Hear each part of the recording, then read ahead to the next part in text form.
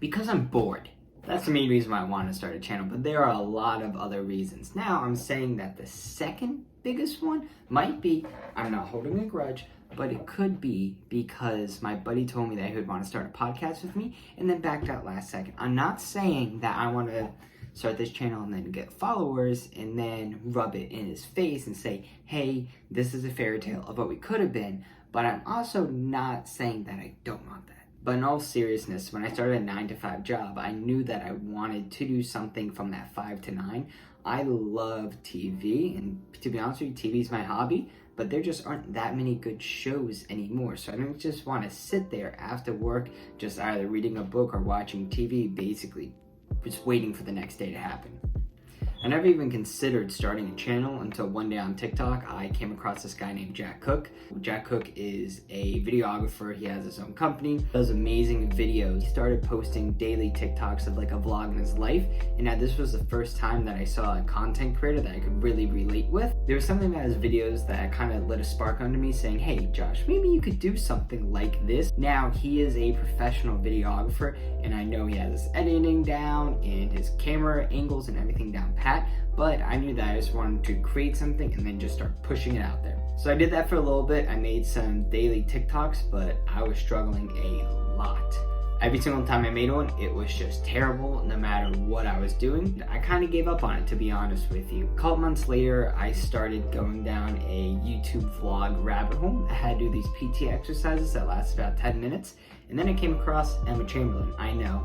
Duh, obviously everyone should already know who she is, but I didn't at the time. Once I started watching her videos, I realized that I might be able to make something that's more long form, and I like how she just kind of like candidly talked to the camera while she was doing her day-to-day tasks, and there didn't have to be like an exact story flow. Now I know that she probably has a story flow inside of her head about how every single video is supposed to be, but I just don't have that, and creating that just kind of seemed intimidating to me. Then I came across another person called Taylor Bell, shout out Taylor Bell, and she had videos about her consulting job, and she also lived in New York City. So this was someone who I could really relate to because she made videos about consulting. I'm in an adjacent field, but I'm still in that corporate world within tech sales. I realized that I can make content about my job, New York, and whatever lifestyle activities that I want to include with it. I always liked the idea of media. I used Premiere Pro while I was in high school, taking the media classes, and knew that the editing part might not be 100% for me, but the story writing and the whole concept of creating a story and then actually shooting it, I absolutely loved. Although, to be honest, I don't think I was that great at it. I think I got a B-, but I got a B- in pretty much everything besides gym and drama. Took drama, the teacher pulled me aside and said, Josh, why don't you do this? Basically, she wanted me to become a famous actor. I don't blame her. She said, you're hysterical. I said, stop it, but you're right. I would be telling you you're wrong, but you're not wrong. You're correct, because I had a couple funny lines in the class. Then came my failed real estate career. I was a real estate agent throughout all of college. Not all of college, the last 2 years, but it was going really well, and it gave me as much money as any other type of internship would.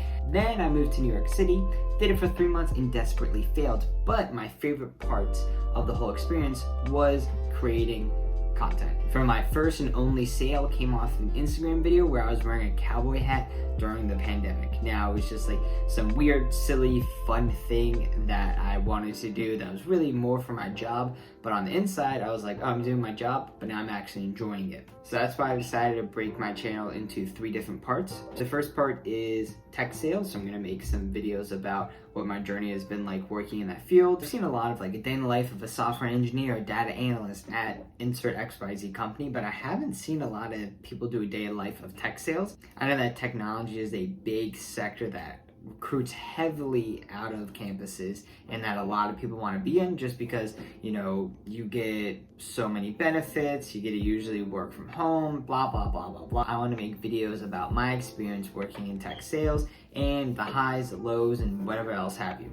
I got this idea to focus on tech sales through Taylor Bell when she started making videos about consulting. I figured, hey, I know a lot of people want to be consultants, but some people also want to be in tech sales, so I'll make videos about that. Next is going to be about living in New York City. Now, this also ties in with lifestyle, but more about New York City, just because I'm very lucky enough to live in an area where a lot of people want to live.